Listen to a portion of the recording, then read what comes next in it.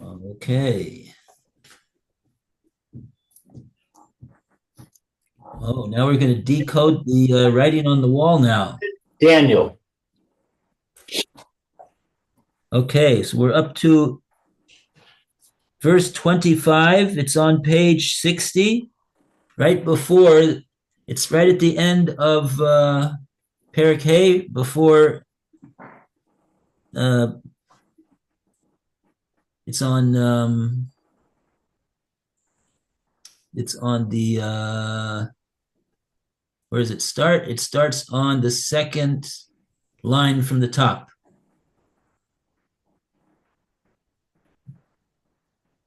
Lenore, is that it? Yes, that's where it starts. Okay.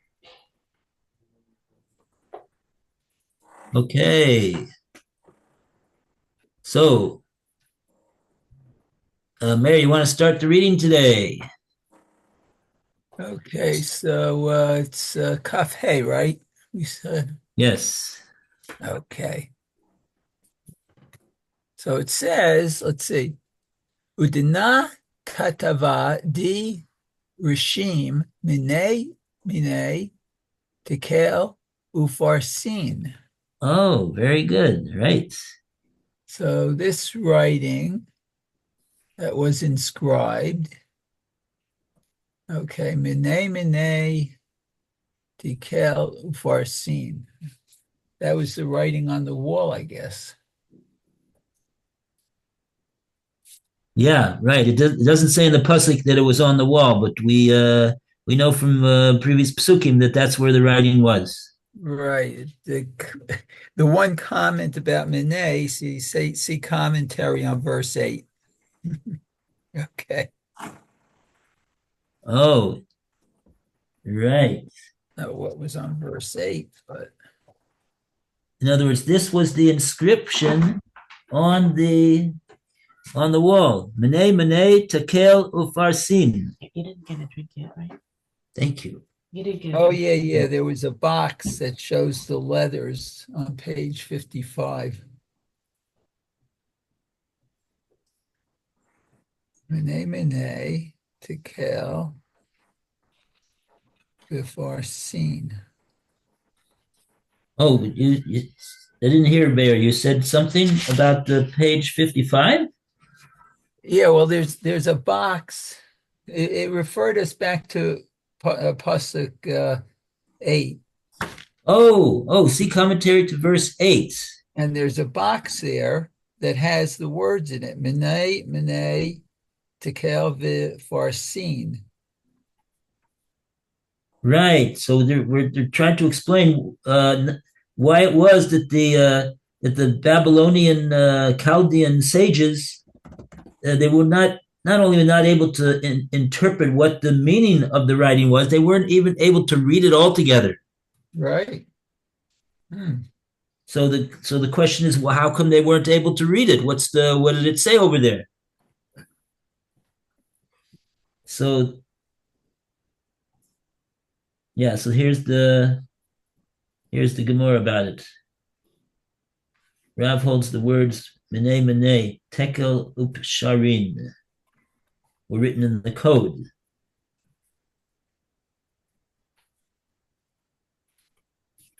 Oh, in other words, uh-huh. Well, they were written in a code, each letter in the alphabet substituted for its counterpart from the other end of the alphabet, Oh, wow. otherwise known as Atbash.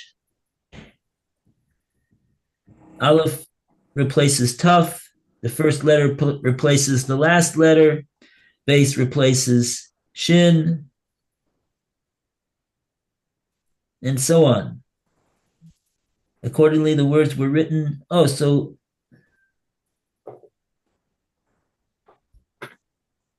according to that, the words were, I can't even pronounce this either. This doesn't seem to. Oh, he says the words that were written is it looked like this: Yud Tes Tough and Yud Tes Tough instead of saying Mene Mene. Oh,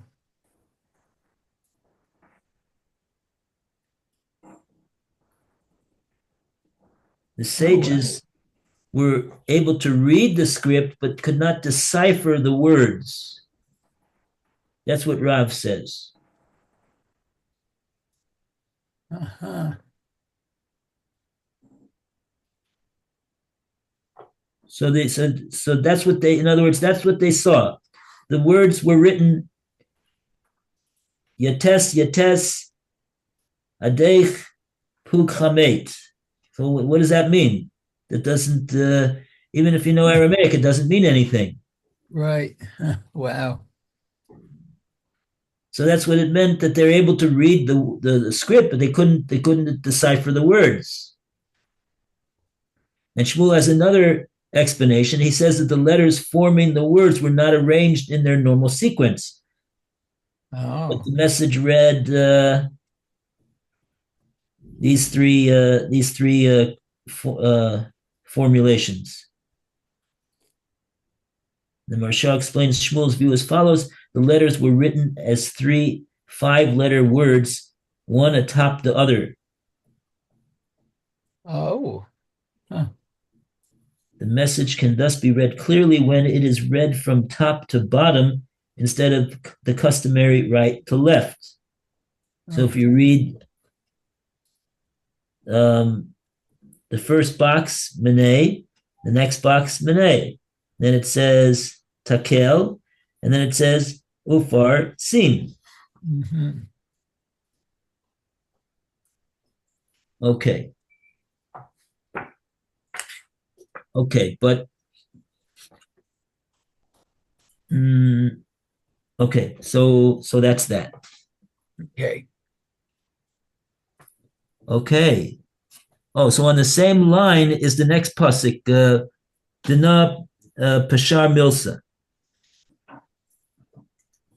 Alan, you were able to read today? Yes. Verse 26, Chavav.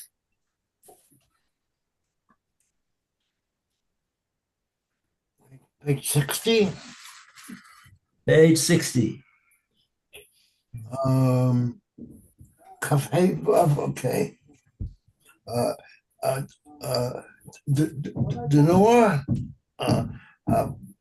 Pashar Milsor, Mene, Minor, Eloshor, Malachusoch, Hasa Lemay, to kill, to kill Sor, Vermo, Zana Yor, his to Kat, Hasur,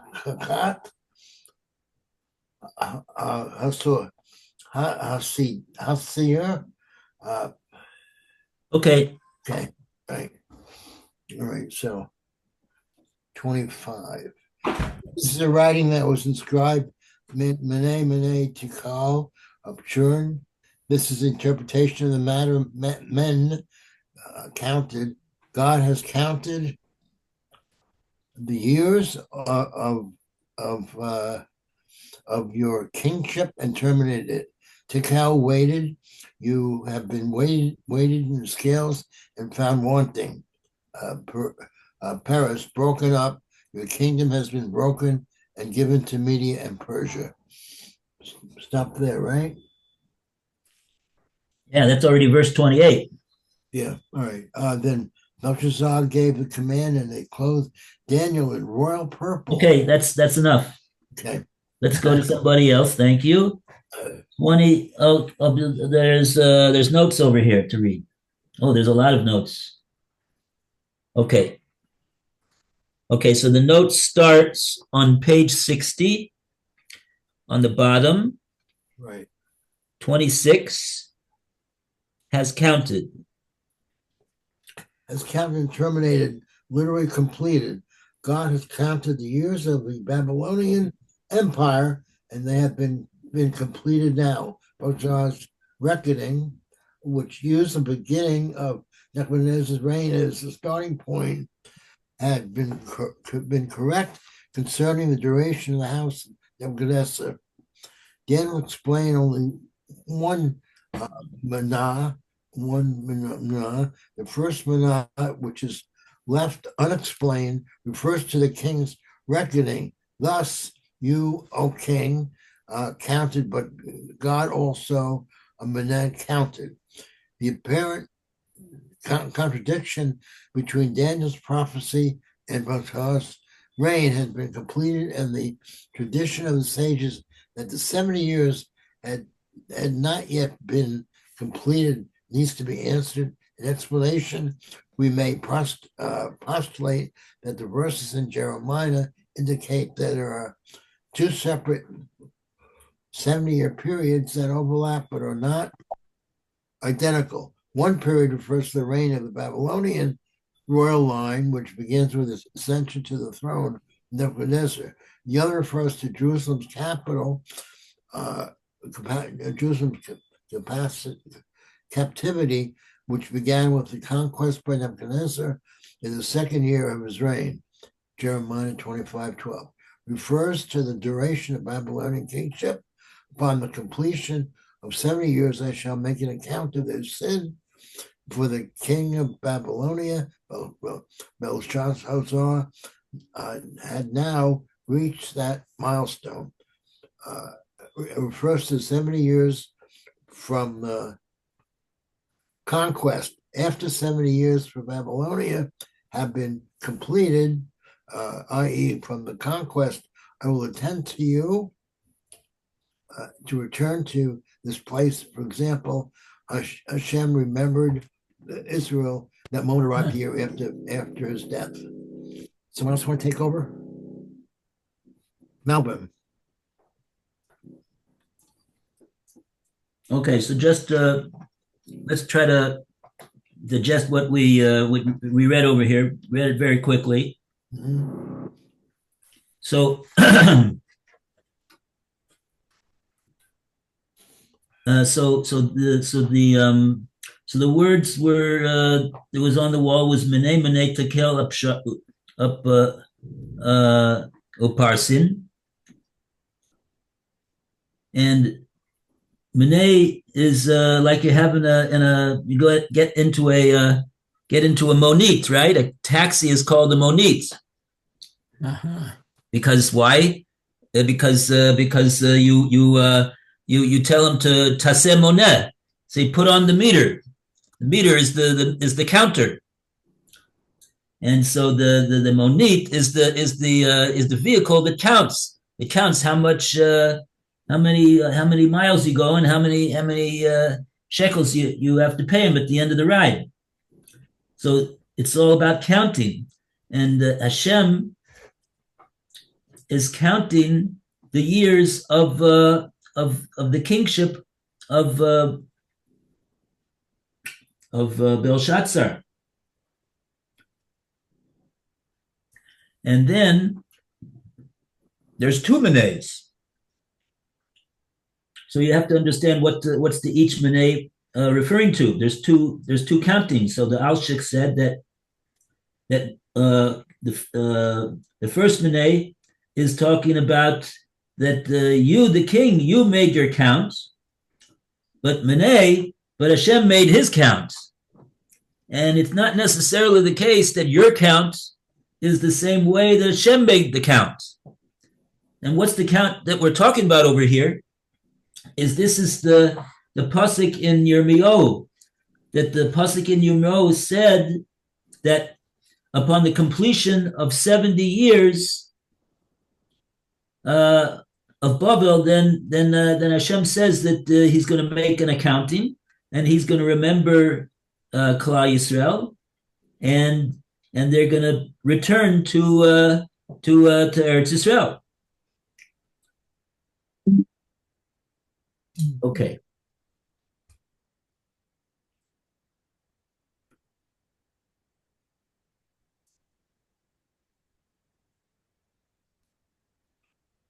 Right. Okay, so that was the way the Alshik explained the count, that long paragraph, and now he's going to explain how the Malbim explains these words with the double Mene. Okay, so Lou, you want to read the Malbim explains? Okay. The Malbim explains the double Mene as follows. Belshazzar's term as king of Babylonia can be viewed through either of two prophecies by Yirmiyahu. One prophecy is, and these nations will serve the king of Babylonia 70 years. When the 70 years are completed, I will punish the king of Babylonia. This prophecy had already reached a terminus. However, from the viewpoint of the second prophecy, and they shall serve him, i.e., Nebuchadnezzar, and his son's son, the time was still open. But that depended on Belshazzar's personal merit. Now, Daniel tells him, Mene, God has the option of reckoning according to the 70 years, and consequently, your reign is terminated. Or, Mene, he can reckon according to your merits, and extend your life, and along with it, your reign. For this, another type of measurement had to be resorted to. You were weighed in the scales and were found wanting.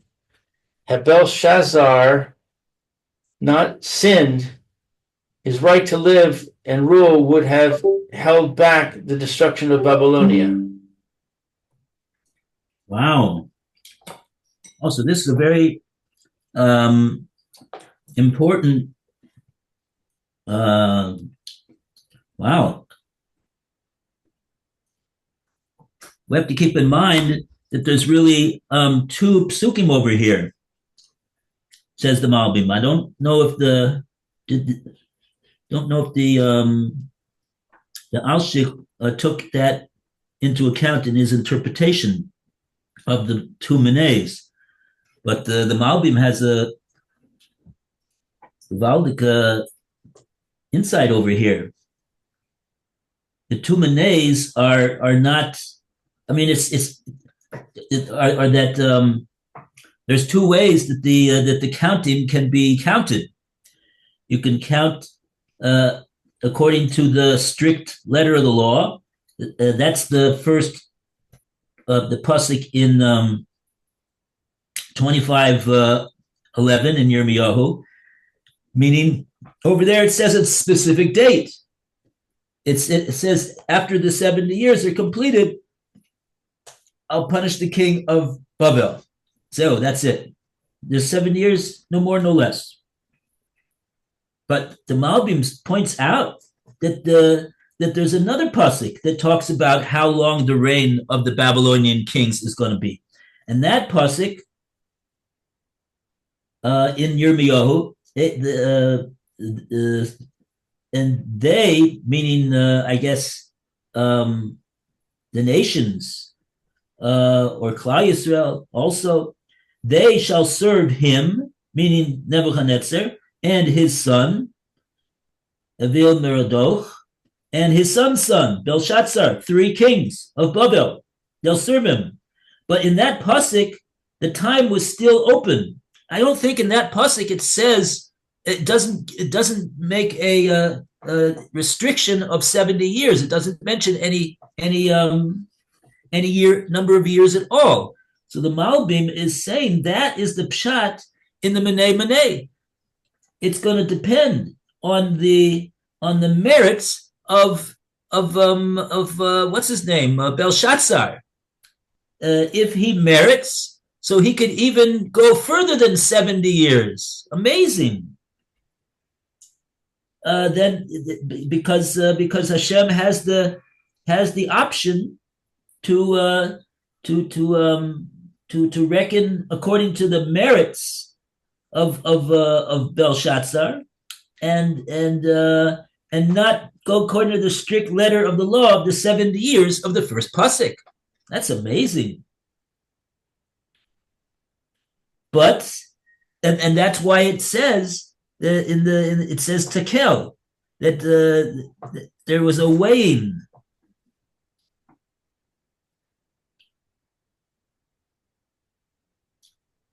There was a weighing. Tekel is a means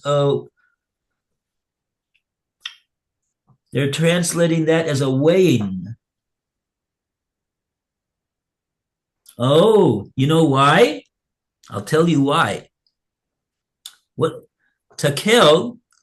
This is an Aramaic word, and we know in Aramaic the difference between Lashon HaKodesh and Aramaic is that when you have a shin in Lashon HaKodesh and you put that word into Aramaic, the shin transforms into a taf.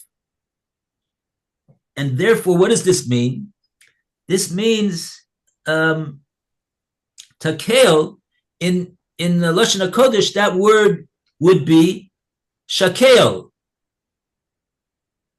Now, the word shakel in Lashon HaKodesh means to weigh.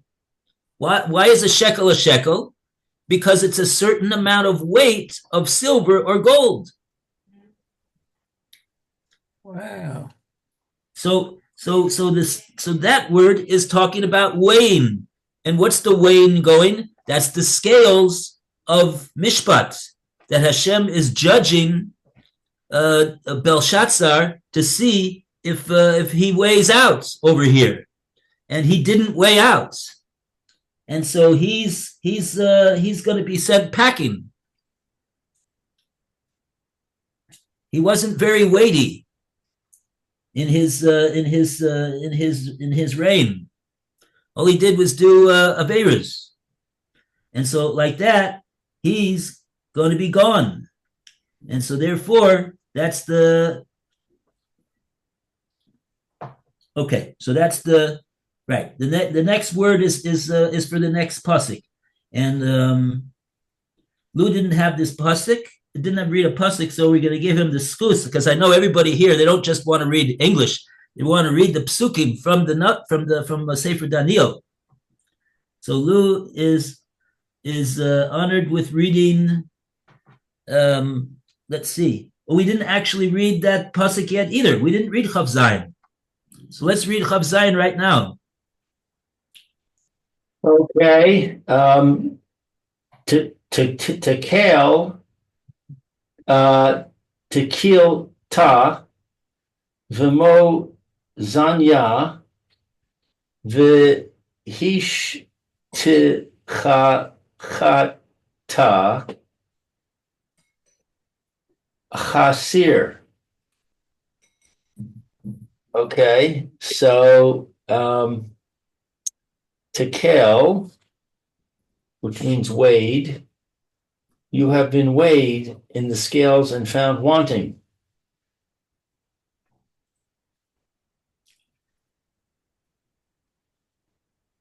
Wow. So let's see if there's a commentary on that.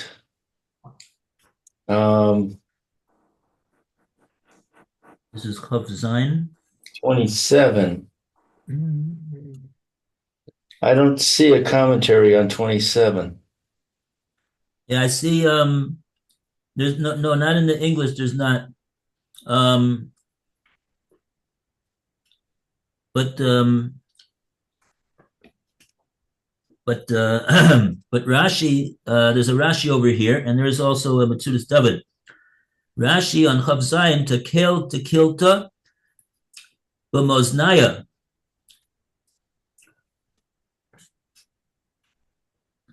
In other words, the word tekel, that was what was on the wall, and this that it says tekilta was mozanya actually, that you have been. That's Daniel's rendering of what is the meaning of this word tekel. Because even if you know the words in Aramaic, meneh, count, tekel, weighed, paris, broken up. That's what the words mean. But you need Daniel to explain you what is the significance of this message. So Right. so Daniel is saying that you've been weighed in the scales and you've been found wanting. That's how he's interpreting. What does it mean tekel? And I'll just point out. Rashi says.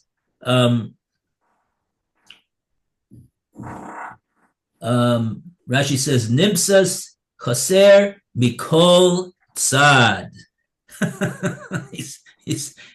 Rashi says you've been weighed, Belshazzar, and you have been found to be deficient, mikol tzad, from every perspective and every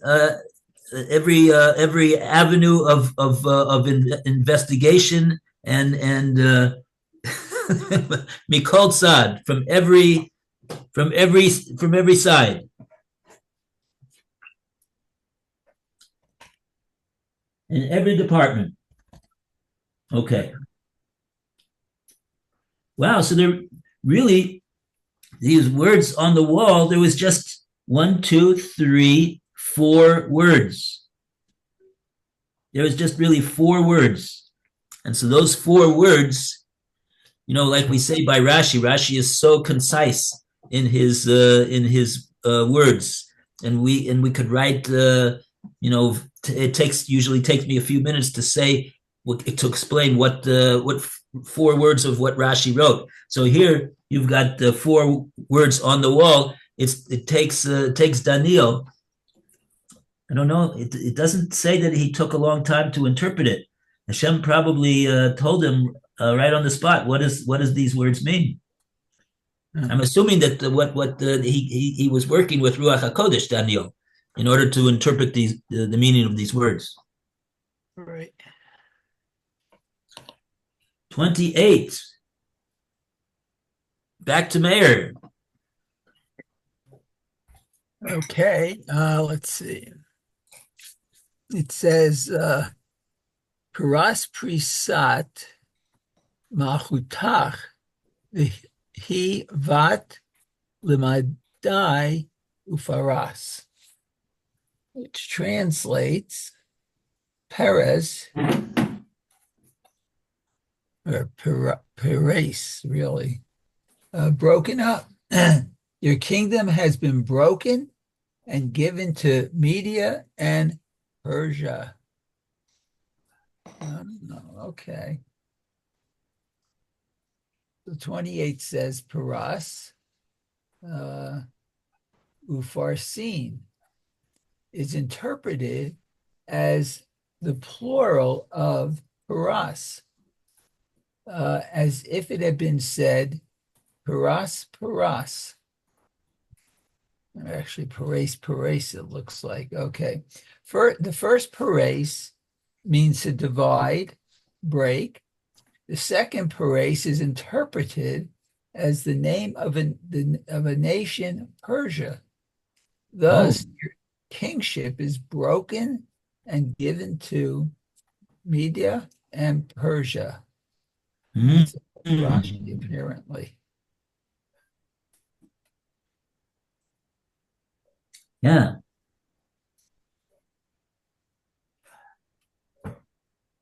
Yeah, you go to the Makolet, right? And they have over there, they have something called lechem parus. What's lechem parus? It's bread, The same words. Pei, resh, samach. It's sliced bread. It's a right. It was originally baked as a one unified loaf of bread, and they cut it up. They divided it. So that's this word. Wow. Kingdom is going to be divided up. He says broken up.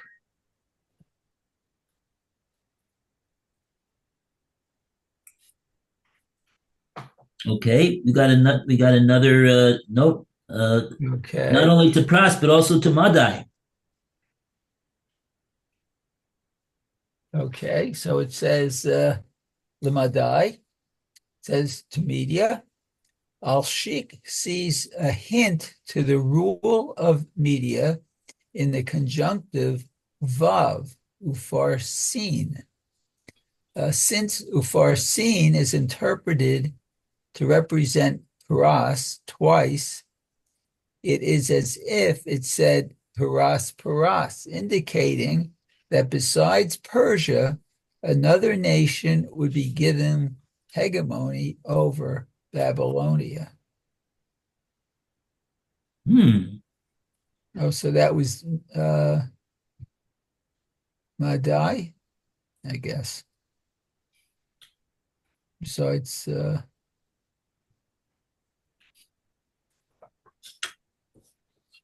That right. Actually, the word Paris did not appear in the writing of the mysterious inscription on the wall. right. The word was Ufarsin.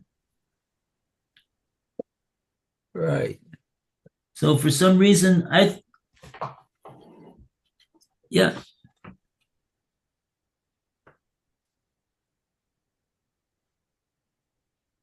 Okay.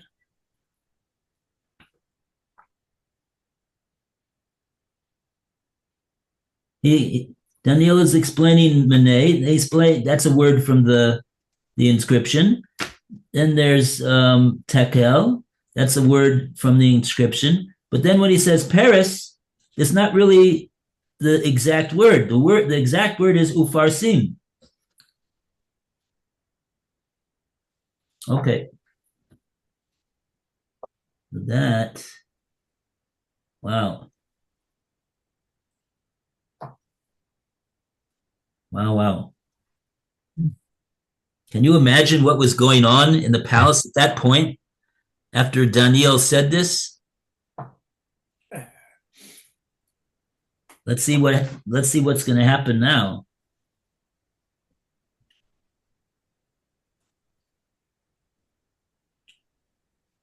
Is he going to be awarded for this interpretation that he's made? That is foretelling the destruction of the king and the kingdom of Babel that he's advising right now, or that he's going to be rewarded? They told him that he's going to give him a reward if he interprets it, if he gives the correct interpretation. So now we go to Pasuk Chaf Tes. What does Belshazzar do? We go to Alan. Chaf Tes. I admit it's kind of hard to decipher where the pasuk starts and where it ends. It looks like it should start at Beidayin. Very good. You got it. Beidayin, Bela Shah Tsar, Bahala B. Shu Le Ludor Niel Vornor Vahama Nikor Adi Vor Al Tavaray Vaharizu Alohi Adi Lechave Shalit Talator Bumalahu Sor Bay Believe Yor Katil. Okay, that's the end of that pasuk. Okay. We stop at the two dots. Let's read the Targum on verse 29. Another Beidayin. Right. As a result of all of that, at that point, what happened?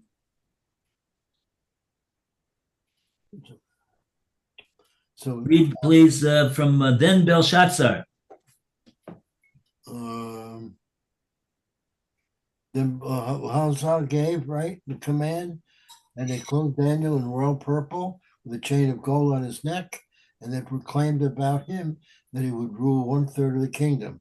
That very night, but Hazael, the king, was slain. Okay.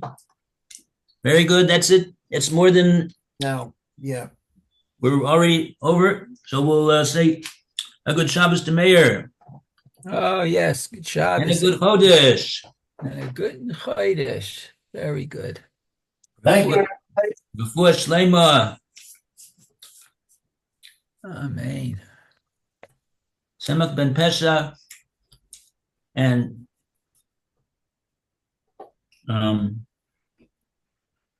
Mayor's wife as well, Thank you so much. whose name I have written down, but for some reason right now it slipped me. Sarah Tikva Basi Hudis. Right. It's in the newsletter. Very nice. Okay. Thank you, Lou. All the best. We'll be back for the next year. Okay. Okay, sounds good.